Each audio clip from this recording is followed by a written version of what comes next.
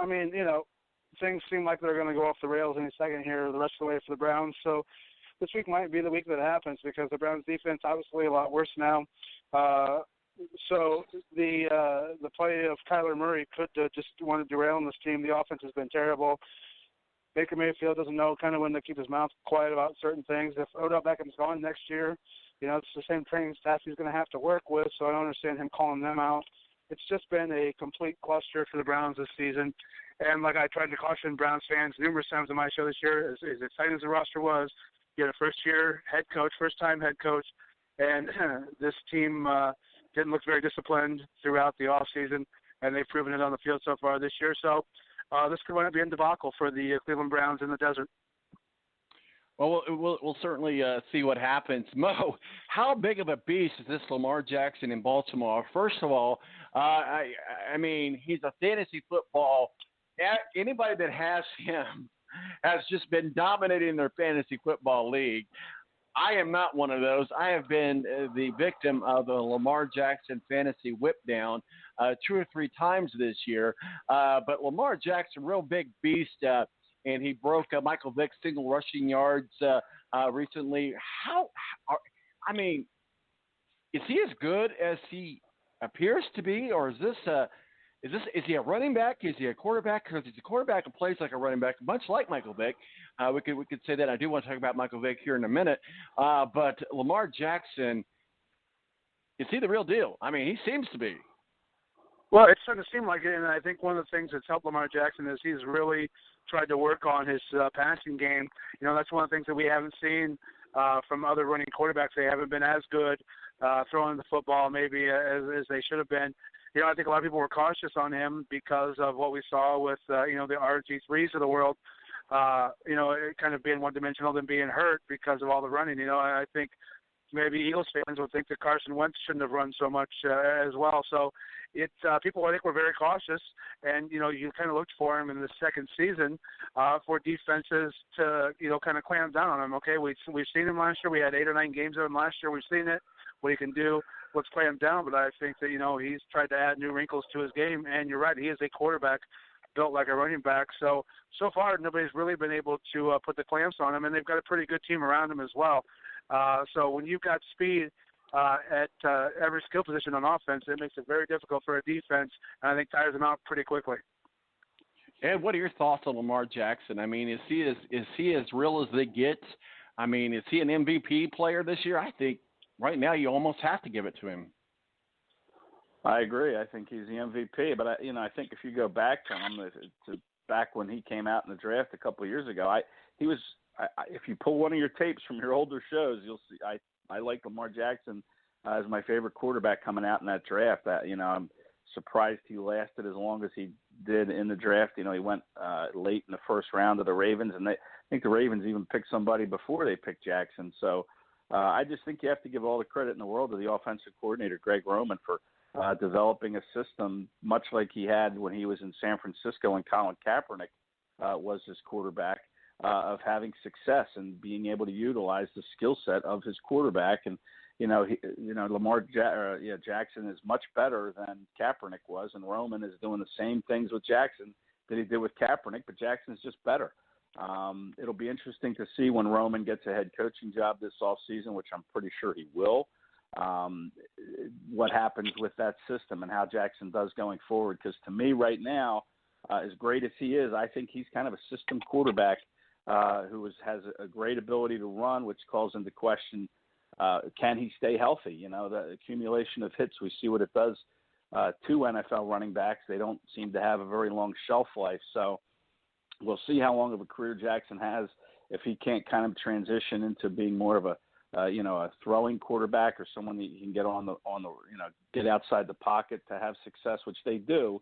But it'll be interesting to see if he keeps running, how long his career lasts, because eventually, guys get bigger, guys get faster, and eventually they shut down quarterbacks like this. So we'll see. We'll see how far he can go into his career. But right now, to me, he's the MVP of the league, and the Ravens are the number one threat to win the Super Bowl because of Lamar Jackson.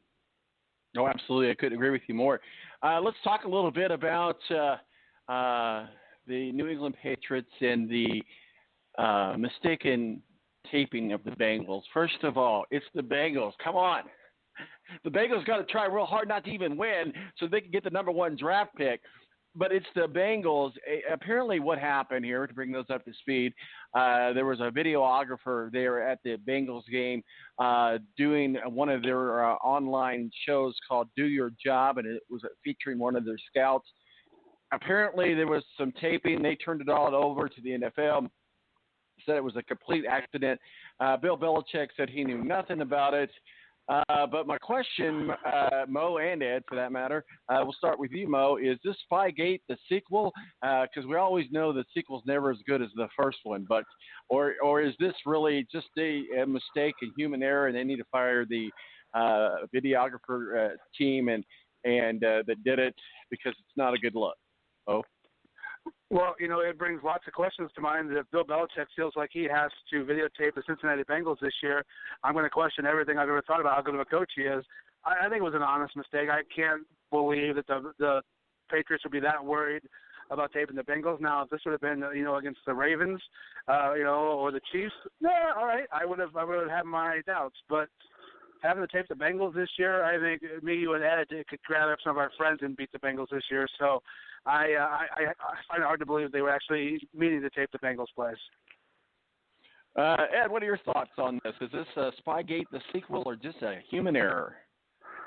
Well, I don't give the Patriots any benefit of the doubt whatsoever. They've cheated in the past, and what's to prevent them from cheating again? I mean, any kind of edge they can get, whether it's against a 1-win Bengals team or a 10-win Seahawks team, they're going to cheat. They're going to get whatever edge they can get.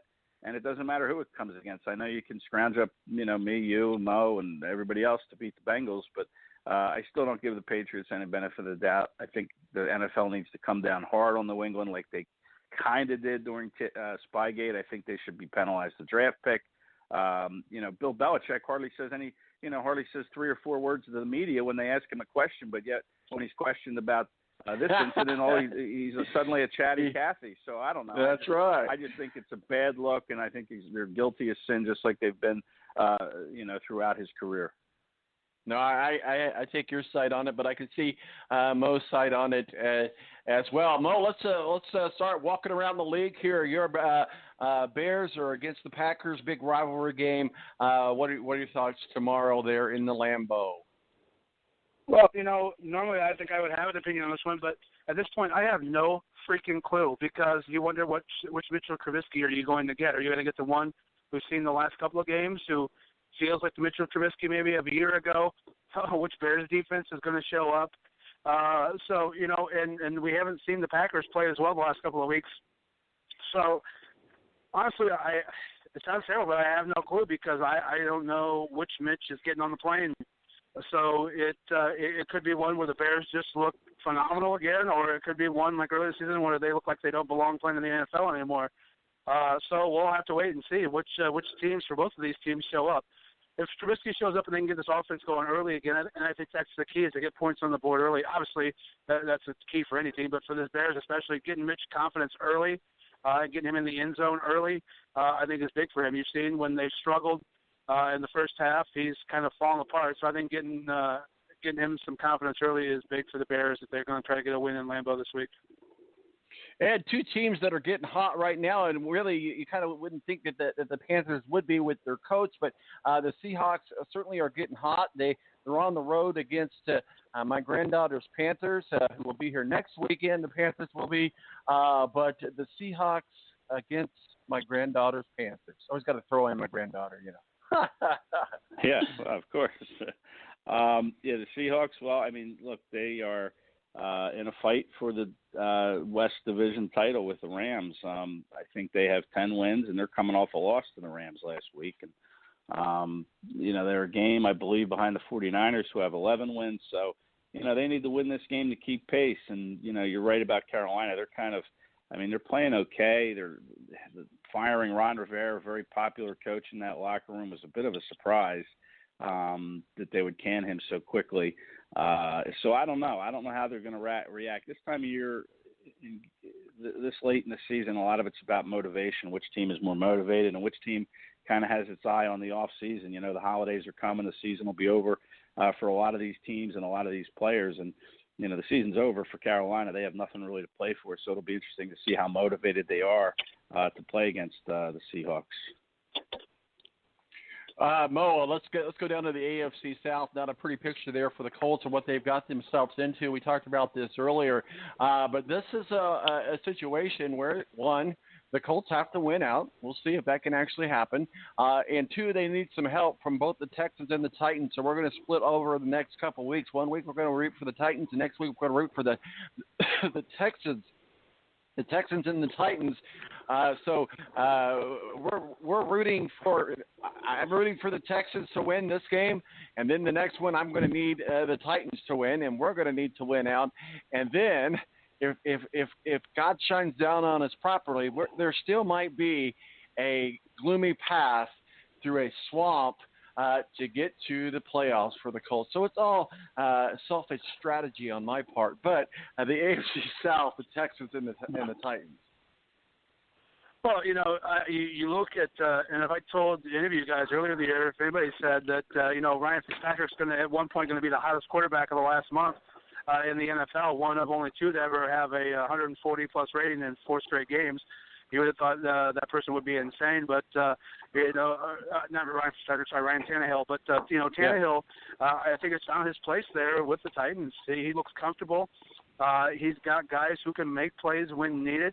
They aren't the most talented offensive group, but I think that he's found his place and his niche there in Tennessee, and Tennessee has looked very well, and they can get on it on defense as well. So Tennessee, it looks like they're going to be a hard team to beat. The Texans, again, have kind of been another Jekyll and Hyde team. They'll get a humongous win and just destroy somebody and then look terrible like they did against the Patriots and then fell apart against the Broncos. So you wonder what's going on there with the Texans. Is it time for a coaching change at some point? I think we've speculated over the last couple of years that that was going to be Bill O'Brien's last season. He continues to hang on as they just squeak into the playoffs. So I don't know what the Texans are. I don't know who they are at this point.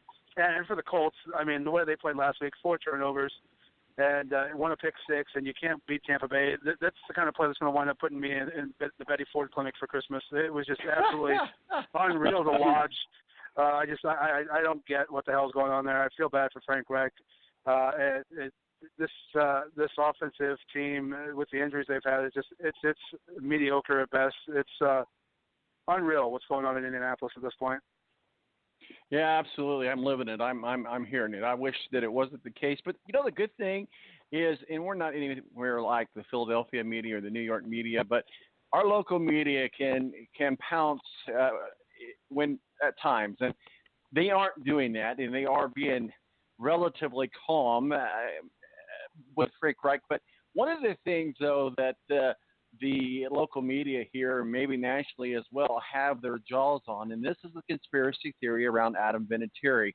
Adam Vinatieri is certainly one of the best kickers to play the game, first-round Hall of Fame by all accounts. He had an injury, air quotes, and needs to have surgery going on the IR. Very well might be the case. But what a lot of people are thinking, maybe this injury isn't IR, whatever, that this is just a polite way for the Indianapolis Colts to say goodbye to a one of the best kickers to ever play the game. Ed, what are your thoughts on that? Well, I don't know. I don't really know if there would be a conspiracy theory. I mean, if he needs surgery, we'll find that out in the off season if he had surgery or not. Maybe he's already had it. I don't know, but I don't know why they would do that. I mean, I really don't know why they would just not be up front and say, hey, he doesn't have it anymore, and we're just going to release him and go with whoever else. But I don't know why you'd manufacture an injury to kind of soften the blow for him. I mean, the guy's 47 years old. I would think he would take it just fine if they were to say you're not good enough, and he would probably agree. He hasn't kicked well enough this year. Yeah, and I think he's discussed return. I think a lot of I'll sign his point that he's such a competitor. He might be back. Well, everybody might be proven wrong, but I think he's on his way to retirement, and that's okay. At least we had him more than the Patriots did. We'll say that. Guys, real quickly, another big headline that took the thing.